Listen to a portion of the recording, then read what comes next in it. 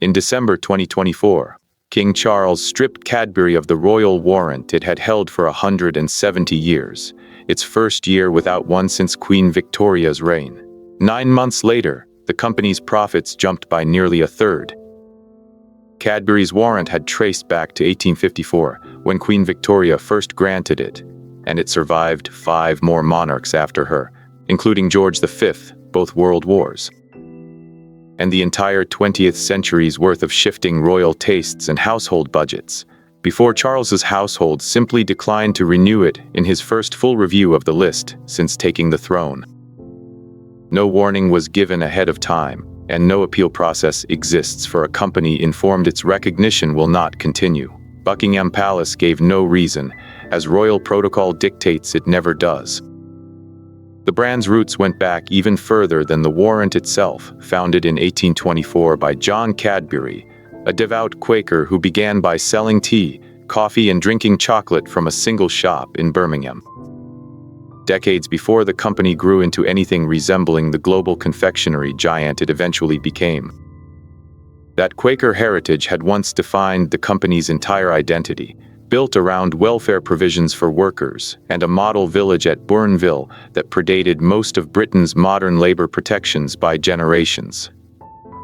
A history that made the loss of a royal symbol feel, to some longtime observers, like one more marker of how far the brand had drifted from its founding values under decades of corporate ownership changes. The Cadbury family itself had sold its remaining direct stake in the business decades before the Kraft takeover ever became a possibility, meaning the company that lost the royal warrant in 2024 bore only a distant institutional resemblance to the one Queen Victoria had first recognized in 1854. Mondelez International, Cadbury's American parent company, called itself disappointed, but said it fully respected the decision, and pointed out that Cadbury remained a much-loved brand, and the nation's favorite chocolate regardless of what the palace decided. Cadbury was far from alone in losing the recognition that December. Roughly 100 companies disappeared from the same list, including consumer goods giant Unilever, though not every absence represented an active removal, since some businesses had simply stopped trading or chosen not to reapply. Cadbury and Unilever were not among the quiet cases. Their exclusion made headlines within hours, in a way most of the other 98 names on the list never did. That claim turned out to be closer to the truth than most disappointed statements from companies losing a prestigious honor usually are.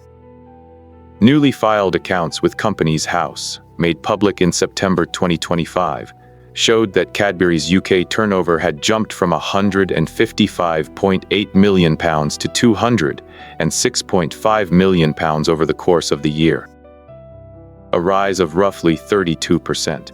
In cash terms, that meant an additional £50.7 million moving through the company's UK operations in a single financial year. More money than the entire annual turnover of many of the smaller warrant holders that had successfully kept their own royal recognition in the same review. The company attributed the surge largely to strong sales growth across Europe. The scale of that single-year jump was unusual even by the standards of a large, established confectionery brand, which typically grows revenue by low single-digit percentages year over year, rather than by nearly a third all at once. Analysts covering the confectionery sector generally treat anything above high single digits as an exceptional year. Whatever effect losing the coat of arms was supposed to have on Cadbury's standing with British consumers, it did not show up in the sales figures. Professor David Bailey of Birmingham Business School offered a more measured read on what the warrant's loss actually cost the company. He pointed out that the removal does carry real economic consequences, affecting brand equity and weakening Cadbury's premium positioning specifically within the UK market. But for a company the size of Cadbury, he noted, those consequences are reputational rather than existential. The warrant matters enormously to a small business that depends on the prestige of a royal endorsement to stand out. For a multinational confectionery giant already selling in nearly every country on Earth, it is one input among many, not the foundation the entire business rests on. Cadbury's own retail experience bore that distinction out directly. The coat of arms disappeared from dairy milk wrappers sold across Britain within months of the warrant lapsing, and yet nothing about the shopping experience for most customers appeared to register the change at all. Since the packaging redesign passed largely without comment from the same public that had spent decades associating the purple foil with a royal seal of approval it likely never consciously noticed in the first place. Sales figures published 9 months later confirmed what the packaging redesign already suggested.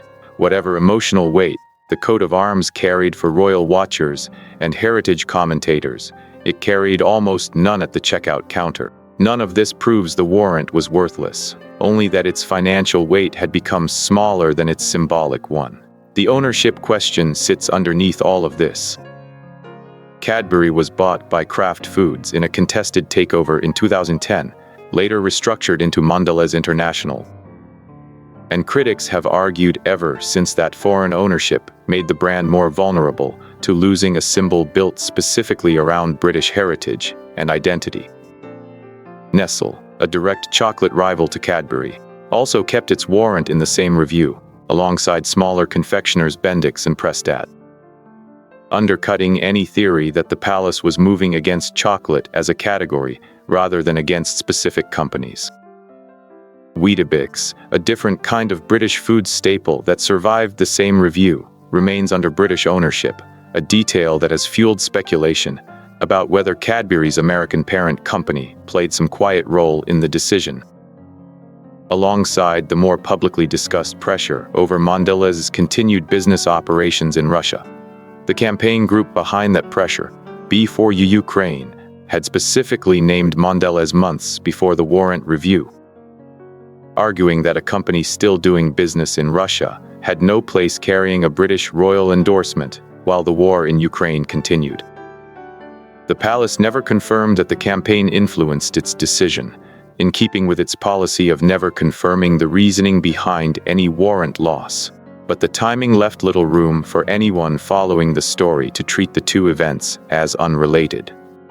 The warrant system was built, in theory, to reward genuine loyalty and reliable service to the royal household, a mark of trust extended over years of consistent supply.